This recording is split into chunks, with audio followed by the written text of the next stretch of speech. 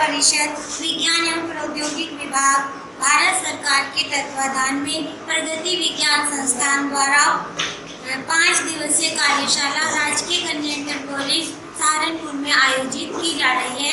इस कार्यशाला का आज तीसरा दिन है। मैं श्रीमती गरिमा, प्रवक्ता राजकीय कन्या इंटर कॉलेज देवरा से आज की रिपोर्टिंग के लिए तैयार हूँ। आज की हमारी सभा प्रारंभिक शुरुआत हुई जिसमें कुमारी सिमरन और श्री कीरत जैदी जो है मेरठ से हमारे बीच उपस्थित हुई और उनके द्वारा हमें अलग अलग प्रकार के प्रयोग करके दिखाए गए। कीरत जैदी द्वारा बिल्कुल सिंपल से एक्सपेरिमेंट के द्वारा हम प्रकाश से बच्चों को कैसे अवगत कराएं, प्रकाश को कैसे दिखाएं कि प्रकाश एक किरण के रूप में भी चलता है, क्योंकि बच्चों ने कभी भी प्रकाश को एज ए किरण नहीं देखा। तो उन्होंने बिल्कुल अच्छे से हमें लेज़र लाइट के माध्यम से और प्रकाश को एक सीधी रेखा में वो कैसे चलता है यह दिखाया। फिर समतल दर्पण की सहायता से परावर्तन के नियम और एक स्लैब कांच की स्लैब की सहायता से प्रकाश का अपवर्तन और एक बोतल के प्रयोग की सहायता से बेंडिंग ऑफ बीम, ये सब इतने मुश्किल प्रयोग जो बच्चों के लिए हम मानते हैं उनको यहाँ बहुत ही इजी वे में देखा और किया और हम सब ने ये सीख लिया कि हम कैसे अपने विद्यालय में जाकर अपने बच्चों को प्रकाश की जो सभी समस्याएं हैं उनको कैसे इजीली समाधान उनका कर पाएंगे। स्टैंड और एक मिरर होगा।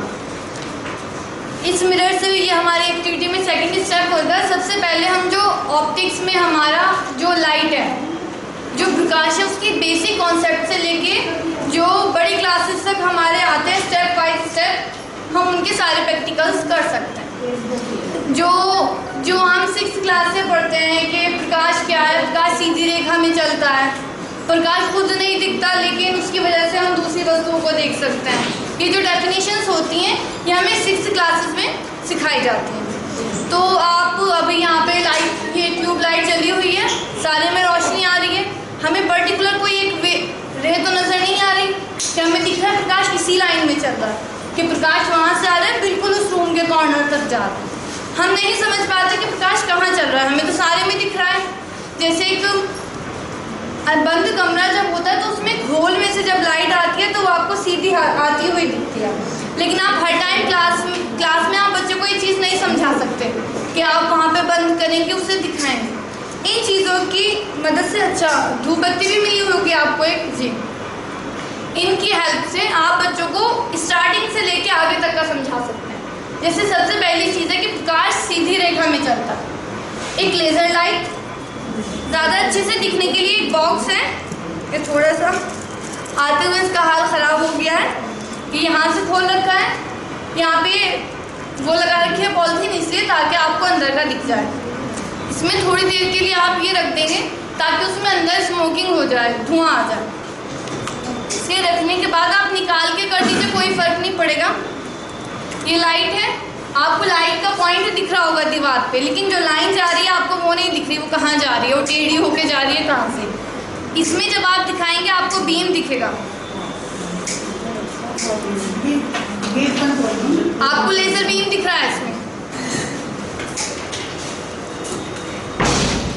अच्छा, लेज़र बीम दिखाई देगा जी। इसकी हेल्प से आप बच्चों को समझा सकते हैं कि लाइट इस तरह से सीधी लाइन में चलती है।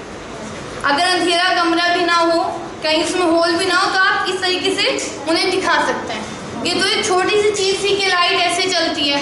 आप जो बड़े प्रैक्टिकल्स हैं, जैसे प्रकाश के परावर्तन के जो नियम हैं, अपवर्तन के नियम हैं, आप उसका वो प्रकीर्णन होता है प्रकाश का, आप इंद्रधनुष बनने वाली चीज़, आप सब चीज़ इन एक्सपेरिमेंट से समझा सकते हैं।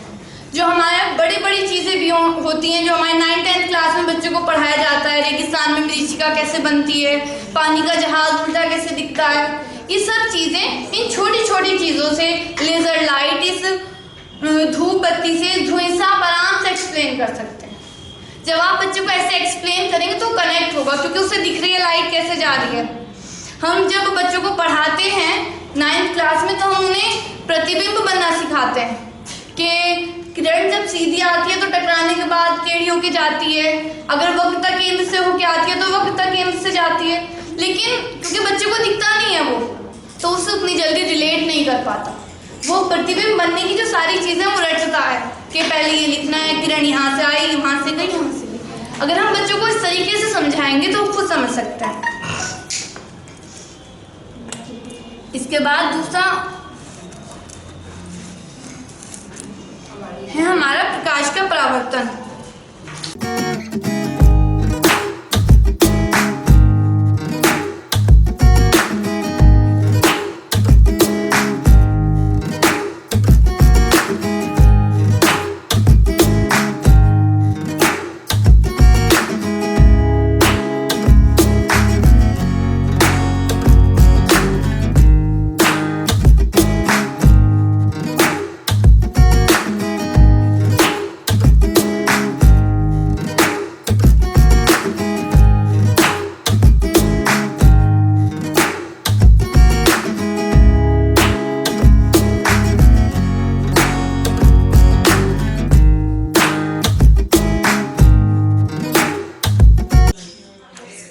मिरर स्टाइल के साथ अगर आप डी लगा दें तो आप जो आपतन कोण परावर्तन कोण के बराबर होता है, आप ये वाली चीज समझा सकते हैं।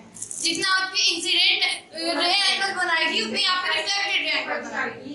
तो जब वो ऐसे प्रैक्टिकल करके देखेगा तो उसे ज्यादा टाइम तक याद रहेगा कि जो ऐसे रे आ रही थी वो आपने वाली आपतित किरण थी, जो जा रही थी वो परावर्तित किरण थी, और ऐसे एंगल बन रहा था वो दोनों बराबर आए।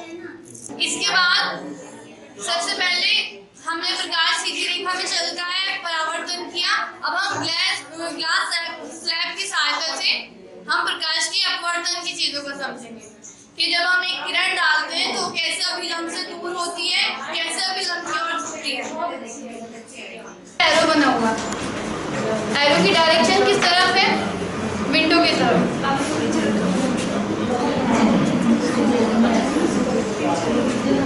विंडो की तरफ है डायरेक्शन, गेट के अपोजिट है।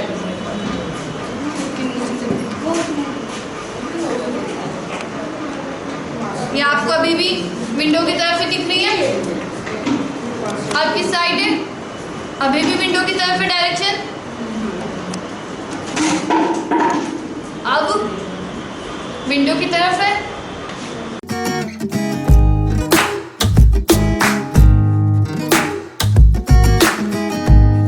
धार जो होगी जिस तरह पानी गिरेगा सेम उसी तरीके से आपको लाइट दिखेगी कि बीम कैसे उससे मोड़ के जहाँ जहाँ पानी जा रहा है वहीं मिल जाए। आपने वो देखा हुआ एक खिलौना मेले में वो नीचे बल्ब जलाते हैं, उसकी पतली सी डंडी सी निकली रहती है, उसके ऊपर तक जाती है लाइट। देखा हो ना, उस पाइप लाइन में से लाइट जाती है। तो मैं समझता हूँ कि ये बिल्कुल वैसा ही है। और नौचंदी किसी मेले में ही इस तरह के वो मिलते रहते हैं खिलौने। तो आपके जितने भी खिलौने कभी किसी मेले में जाए तो आप खिलौने जरूर खरीदिए, क्योंकि हर खिलौने के पीछे कोई ना कोई लॉजिक होता है।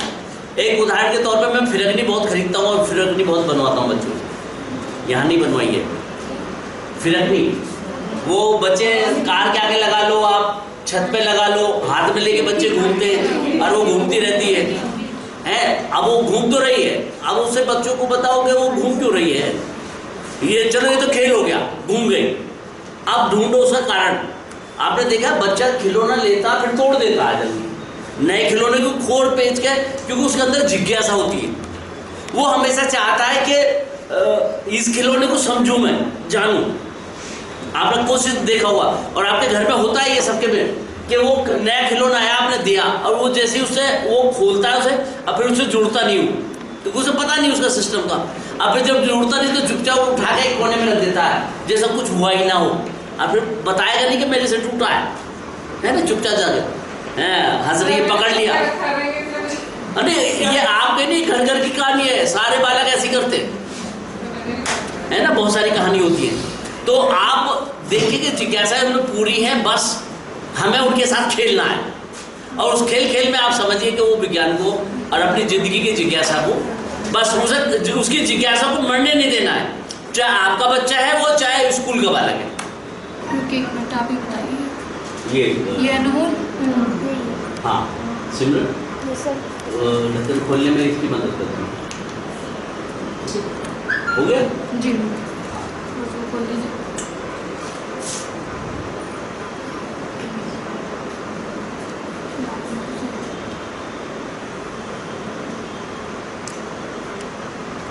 खोलो। हाँ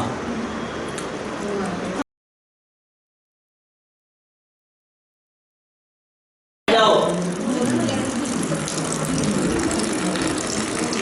तो मुझे लगता है कि इसे समझाने में और बच्चों की जिज्ञासा को लगातार बनाए रखने में जरूरी है। और आप इस तरह के इतने महंगे नहीं है डिवाइस जो अब सरकार से कहेंगे साहब हमारे पास प्रैक्टिकल का सामान नहीं है। और सरकार अब यही चाहती है, हमारा देश यही चाहता है, हमारे प्रधानमंत्री भी यही चाहते हैं। और ये कोई बुरी बात नहीं है, क्योंकि हमें अगर ज़िंदगी में, मैंने पहले दिन में एक बात कही थी आपको याद हो, तो मैंने ये कहा था कि देखिए प्रॉब्लम क्रिएट करने वाला, प्रॉब्लम बताने वाला सारा हिंदुस्तान मिल जाएगा। एक बार शुरू हो जाओ सारे बताने लगेंगे, माइक पे सब बोलने लगे फटाफट फटाफट से ये प्रॉब्लम ये प्रॉब्लम ये प्रॉब्लम।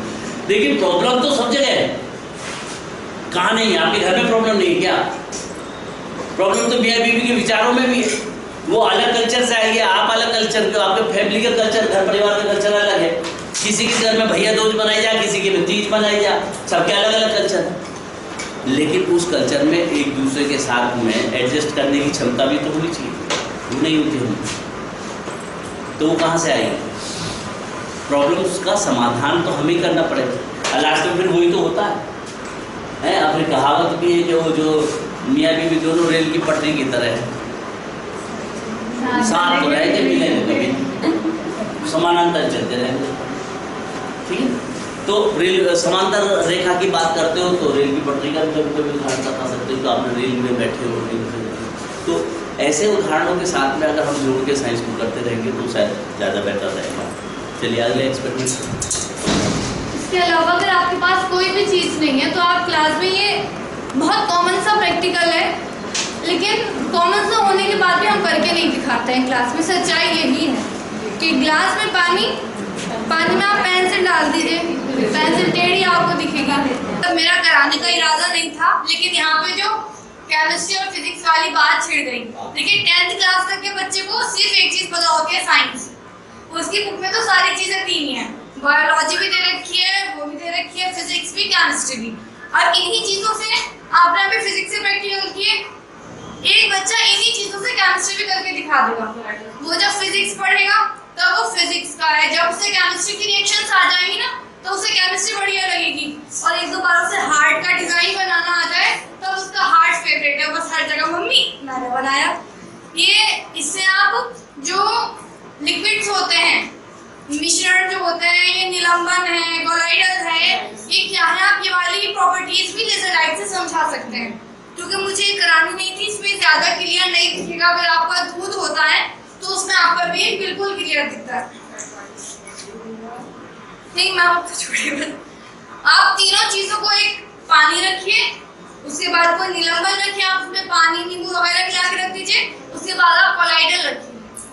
आप एक तरफ से रे लेके दिखाइए। पहले वाले क्लास में आपको बिल्कुल नहीं दिखेगी, दूसरे वाले क्लास में भी आपको ना के बराबर दिखेगी। अगर दिख गई तो अलग बात है, थोड़ा सा हर जगह होता है नहीं दिखने की, लेकिन तीसरे वाले में आपको बिल्कुल क्लियर नहीं दिखेगा।